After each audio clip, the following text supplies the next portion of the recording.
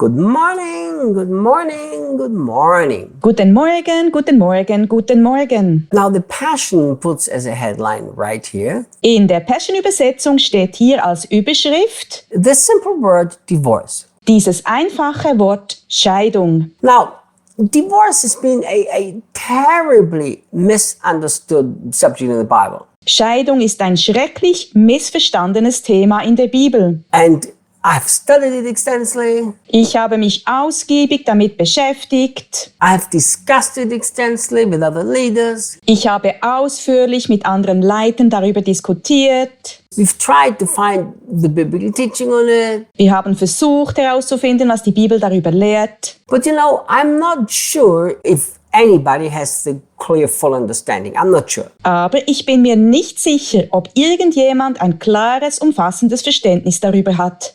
You see, about, my goodness, I don't know, 30 years ago or more, Ich bin mir nicht sicher. Vor 30 Jahren oder mehr we gathered together all of the leaders of the churches that we started, haben wir alle Leiter der Gemeinden, die wir gegründet haben, zusammengetrommelt and we tried to really come to a conclusion. und versucht, zu einem Ergebnis zu kommen. In the end, we decided Am Ende haben wir festgestellt, that we've not come to a conclusion. dass wir zu keinem Ergebnis kommen konnten. In fact, I remember I told all of our leaders and pastors, guys, I think we need to treat every case individually. Ich erinnere mich, dass ich allen unseren Leitern und Pastoren gesagt habe, Leute, ich denke, wir sollten jeden Fall individuell betrachten. And I don't believe we can make a rule. Ich glaube nicht, dass wir daraus eine Regel machen können. And I tell you why I really wanted this, and all the leaders agreed with me. Ich sage dir auch, warum ich das sagte, und alle Leiter stimmten mir zu. Because there is not a clear teaching in the New Testament apart from some isolated statements. Denn abgesehen von einigen vereinzelten Aussagen gibt es im Neuen Testament keine klare Lehre darüber. And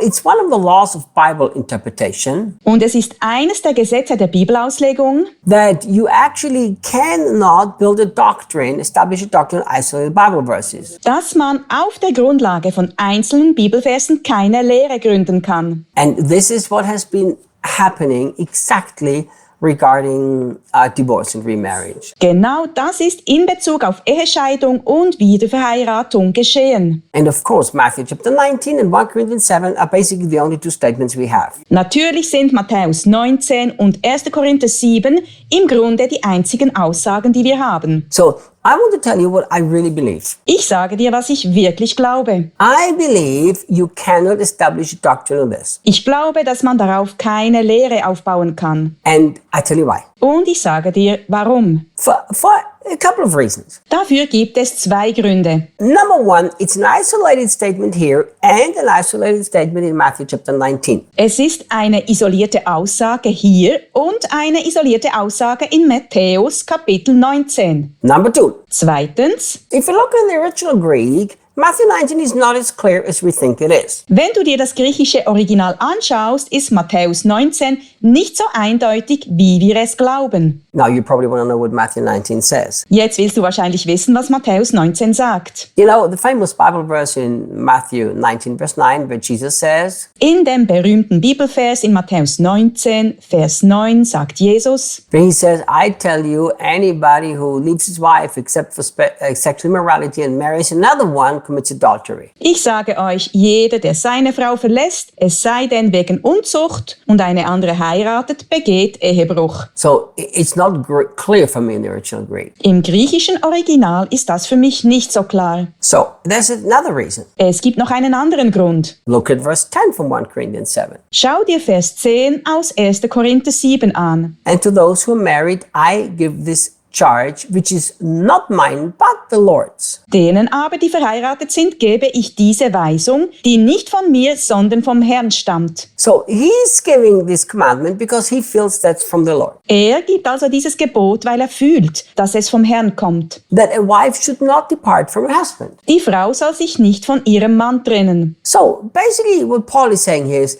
the Lord doesn't permit us just to leave our spouse. Im Grunde sagt Paulus damit, dass der Herr uns nicht erlaubt, unseren Ehepartner einfach zu verlassen. But look what he says. Doch schau, was er sagt. But if she does, then she should either remain unmarried or reconciled with her husband. Wenn sie es aber tut, dann soll sie entweder unverheiratet bleiben oder sich mit ihrem Mann versöhnen. And to the rest married to your husband, neither should the husband depart from his wife. Der Mann aber soll sich nicht von seiner Frau scheiden lassen. So basically Paul is saying, you can't just divorce. Im Grunde sagt Paulus also, ihr dürft euch nicht einfach scheiden lassen. You know, but take this in the context. Aber sieh das im Zusammenhang. Jesus said Jesus sagt, that sexual immorality is a reason for divorce. dass sexuelle Unmoral ein Scheidungsgrund ist. It's a reason because it's not a contract, it's a covenant that has already been broken and entered with another person. Es ist ein Grund, denn es handelt sich nicht um einen Vertrag, sondern um einen Bund, der bereits gebrochen und mit einer anderen Person geschlossen wurde. So, if you don't understand covenant, you're not going to understand this passage in 1 Korinther 7. Wenn du den Bund nicht verstehst, verstehst du auch diesen Abschnitt in 1. Korinther 7 nicht. So what Paul is saying here, guys,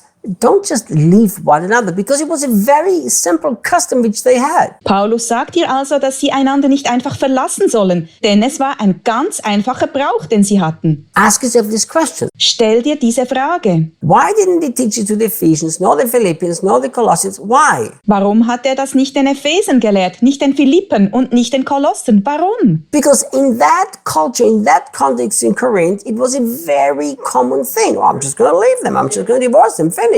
Weil es in dieser Kultur, in diesem Kontext in Korinth eine sehr übliche Sache war. Ich werde sie einfach verlassen, ich werde mich einfach scheiden lassen, fertig. So he's saying, if you leave somebody that you're in a covenant with, Paulus sagt also, wenn du jemanden verlässt, mit dem du in einem Bund stehst, you have to either reconcile with them or remain the way you are now, separate, because you are still in a covenant. musst du dich entweder mit ihm versöhnen oder so bleiben, wie du jetzt bist, nämlich getrennt, weil du immer noch in einem Bund stehst. See, just to leave your husband doesn't release you from the covenant. Deinen Mann einfach zu verlassen, befreit dich nicht von dem Bund. And Paul is trying to get them to understand Paulus versucht, ihnen klarzumachen, what your culture is teaching you today, just leave whenever you want to. It's not the heart of the Lord. dass das, was ihre Kultur sie da lehrt, einfach zu gehen, wenn sie es wollen, nicht dem Herzen des Herrn entspricht. So how I understand the scriptures is you can't just get up and divorce your wife Nach meinem Verständnis der Heiligen Schrift kannst du dich nicht einfach von deiner Frau scheiden lassen or your husband. oder von deinem Mann. In my studies, I found In meinen Studien habe ich herausgefunden,